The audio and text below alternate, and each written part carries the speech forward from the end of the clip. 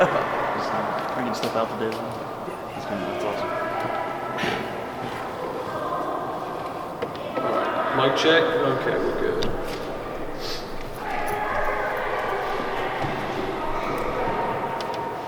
All right, thank you guys for being here today. My name is Aaron Wibb. I'm the National Director of the Freedom Foundation. Today, I'm happy to announce that the Freedom Foundation officially opens for business in the Commonwealth of Pennsylvania. It's the fifth state that we've expanded into in as many years, and now makes us one of the biggest conservative think tanks in the country. I use the word think tank in quotations because I see what we do as more of an action tank, more of a battle tank.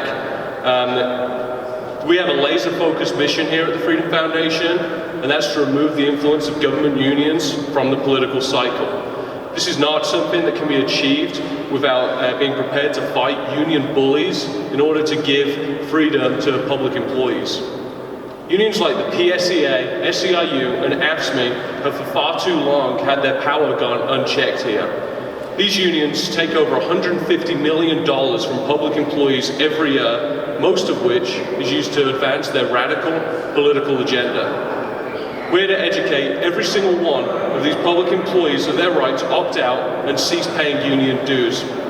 The right that was affirmed to them in 2018 by the US Supreme Court in the Janus v. AFSCME decision. What Janus did is it provided public employees with the right to opt out and leave their unions. Your typical public employee in this state pays on average around $800 a year in union dues.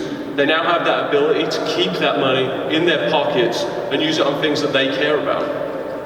This is a right that a significant amount of public employees are still unaware of, and they would remain unaware of if it wasn't for our campaign. Our campaign knows no bounds. We have canvassers throughout the Commonwealth today that are visiting with public employees at their homes and at their offices.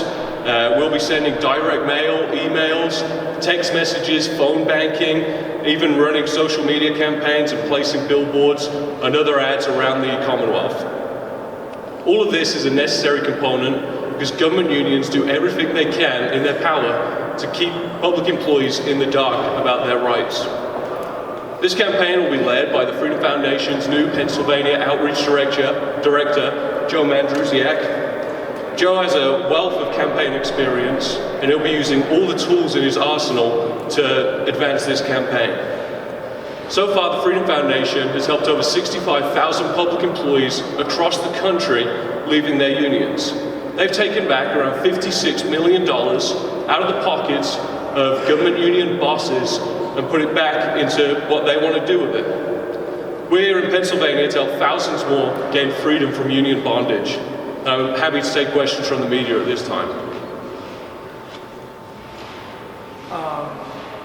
You mentioned phone banking, door knocking, text messages. These are all activities we're going to be doing, trying to get people to leave the union they're in, public sector employees. We'll be educating every public sector employee every way that we can think of to tell them that they can leave their unions and inform them about the Janus decision and anything else that we feel relevant that their union does with their dues. At what point is that is that becoming too personal in terms of, text messaging people? Like, how do you get your phone numbers? How do you get any sort of personal information? We run this like a political campaign, so we use all the tools in our arsenal to do it. What we find is we have a hard time getting the information of these public employees, and we find that it takes multiple points of contact to actually get in touch with these people and deliver that message. Do you use right to know requests or public information requests to get those?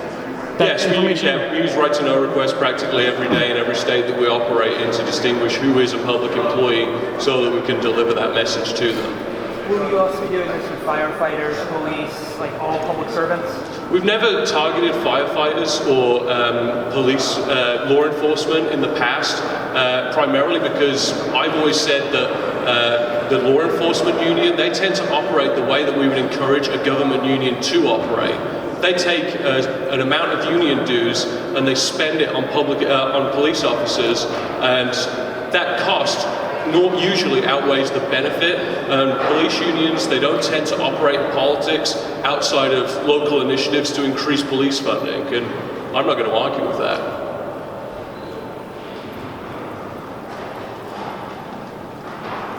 Okay, great. Well, thank you guys for coming in.